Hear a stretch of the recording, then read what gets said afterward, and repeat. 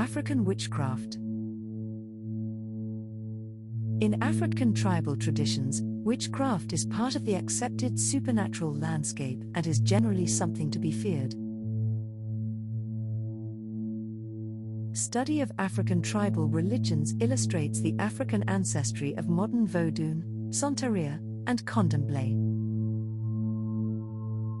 There is a fairly universal belief in a supreme god, who manifests himself in light and brightness, a shining, snow-capped mountain, or the light streaming through a sacred grove of trees. But such a god is remote, accessible only to the priests or elders. God inspires great awe in his people, causing them to fear and avoid his symbols, such as thunder and lightning. The birth of twins is also a sign from God, creating reverence for the twins' divinity and their isolation from the rest of the community. The spirits of the dead, or the shades, however, are regarded as alive and able to communicate the needs of humans to the divines. They are always about, participating in daily living, evident in the rustling of leaves, dust spirals in the earth, currents in the river. Southern Africans divide the shades into two categories: the deceased relatives of any particular family and the founding heroes, male or female, who define a community, chiefdom or region. To keep the ancestors happy, living relatives offer food, drink and animal sacrifice. Offering feasts must be attended by the ancestors' kin, since the meal itself is a communion between the living and the dead. Family members air and resolve any quarrels before the offering, since Africans believe that festering, unspoken anger is the root of witchcraft.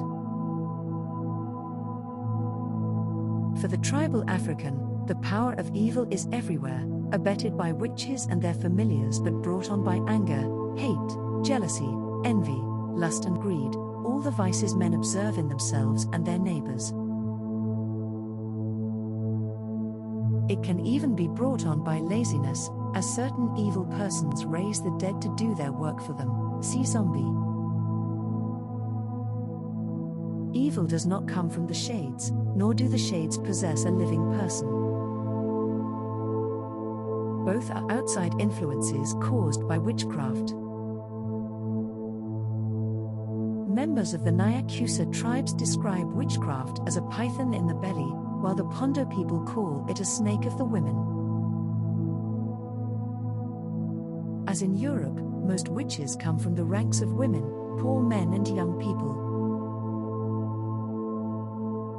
Others depict witchcraft as a baboon, and members of the Xhosa tribe see it as a fantastic hairy beast with exaggerated sexual organs. People accused of witchcraft within a tribe often confess, attributing their evil to quarrels with wives, children or co-workers. If witchcraft has caused sickness, no recovery is possible without the witch's confession and subsequent goodwill toward the victim. In his groundbreaking studies of the Azande tribes in the late 1920s, Professor E.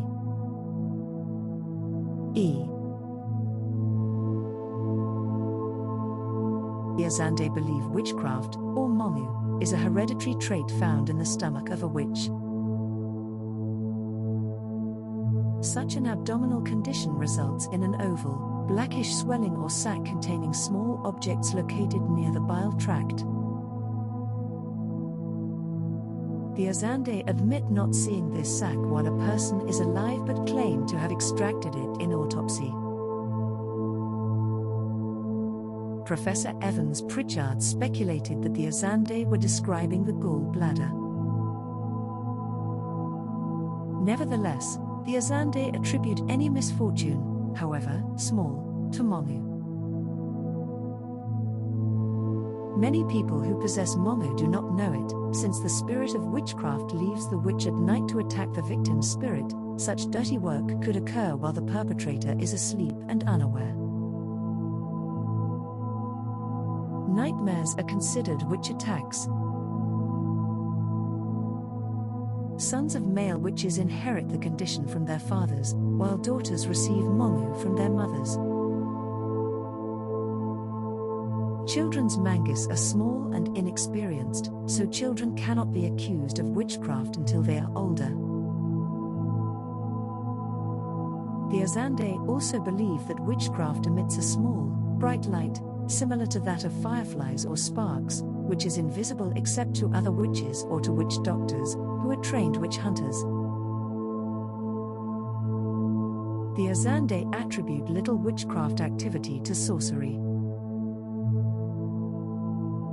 Sorcery is possible, but unlikely unless a man has seen an adandala, a species of wildcat associated with witchcraft, the sight of which is fatal, or has touched his wife's menstrual blood or seen her anus.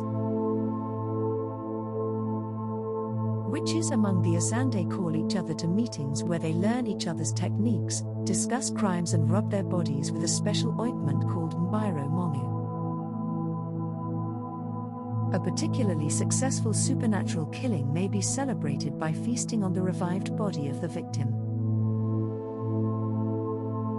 Their familiars, both animal and human, accompany them and goad them on to greater evil. Whereas European witches were said to prefer cats, dogs and toads as familiars, African witches chose owls, bats, hyenas, baboons, zombies or, among the coarser, hairy dwarves. To identify a witch, relatives of the sick first consult the Iwa oracle, a rubbing board operated with a wooden instrument. The names of possible suspects are placed before the Iwa, and the oracle selects the culprit and his or her accomplices. Then the family verifies the witch's name via the Benga oracle. Chickens are given poison while a list of names is read aloud. If a chicken dies while a particular person's name is called, that person is guilty. At that point, a wing from the unlucky chicken is cut off and attached to a stick like a fan.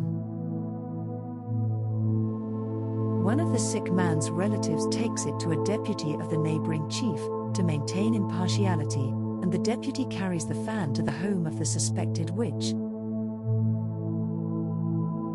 Reaction and apparent sincerity are most important. If the suspect claims innocence and begs his mongu to stop bothering the sick person, recovery may occur. If not, the procedure is repeated. If the suspect is a respected figure in the community, the relatives may announce they know witchcraft is behind their relative's illness without naming names. Their discretion in the affair appeals to the pride and honor of the suspected witch, and he may stop the spell in appreciation. Members of the Swana peoples deny the possibility of an uncontrollable mongu. For them, all witchcraft involves malice aforethought. They do, however, distinguish between night witches and day sorcerers. Day sorcerers, called Baloi Bar Mochager, use magic to inflict harm through the use of herbs and other medicinal preparations on a specific enemy and do not practice witchcraft habitually. African witchcraft night witches, or Baloi Bar Bozigo, are mainly elderly women who gather at night in small groups and then travel about the countryside bewitching the unfortunate. Instead of wearing clothes, they smear their bodies with white ashes or the blood of the dead. Admission is open to anyone, but the applicant must profess her zeal by causing the death of a close relative, usually a firstborn child. Initiates receive an ointment that allows them to wake instantly and join their colleagues when called. Some tribes say that a special medicine is injected into the witch's thumb, and when her thumb itches, she will awake and depart.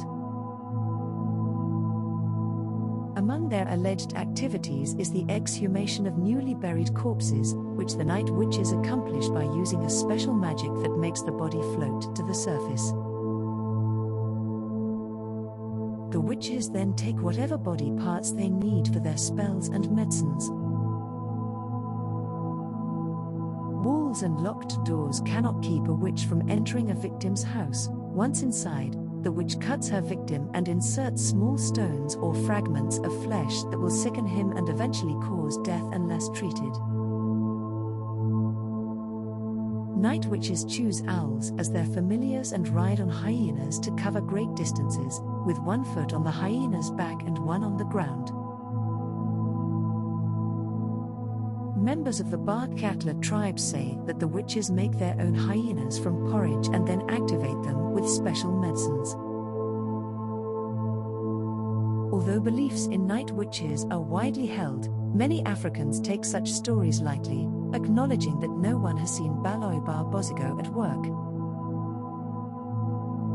But the activities of day sorcerers are taken seriously, as many people have seen the results of go jessa, to feed, or the practice of putting poison in food or drink.